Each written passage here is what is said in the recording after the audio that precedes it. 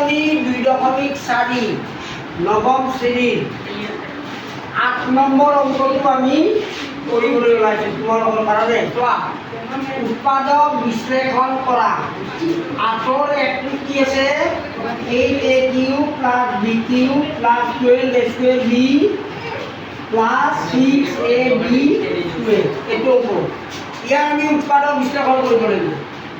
উৎপাদক বিশ্লেষণ কৰিব লাগিলে কি কৰিব লাগিব? চোৱা, ইয়াক তুমি twice a whole cube বুলি লিখিব পাৰা। ইয়াক bq, এই বিখিনিক তুমি 3a, a মানে 2a, b মানে b আছে, এইখিনি লিখিলা। ইয়াৰে পৰা তাৰমানে তোমাৰ 6ab কমন ল'লা। 6ab ইয়াৰে পৰা 6ab কমন ল'লে তোমাৰ কি হ'ব? ইয়াত 6ab লগত কিমান পূৰণ কৰিলে 12a² দি হ'ব।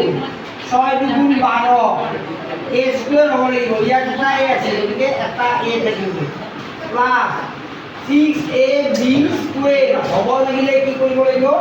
ইমানৰ লগত কিমান পূৰণ কৰিবা? b পূৰণ কৰিবা। তাৰমানে এইটো আমাৰ সূত্ৰত আহি গ'ল। কোনটো সূত্ৰ? চোৱা, aq plus bq plus 3ab whole into a plus b equal to কিমান? a plus b whole cube. এই অভেদটোত আমাৰ আহি গ'ল। সেইকাৰণে আমি ইয়াকে আমি বুদ্ধি কৰি এনেকৈ লিখিছোঁ, গম পালা? গতিকে ইয়াত কি হ'ব?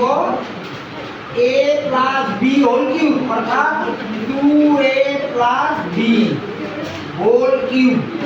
ইয়াৰে উৎপাদক এতিয়া 2a plus b whole into 2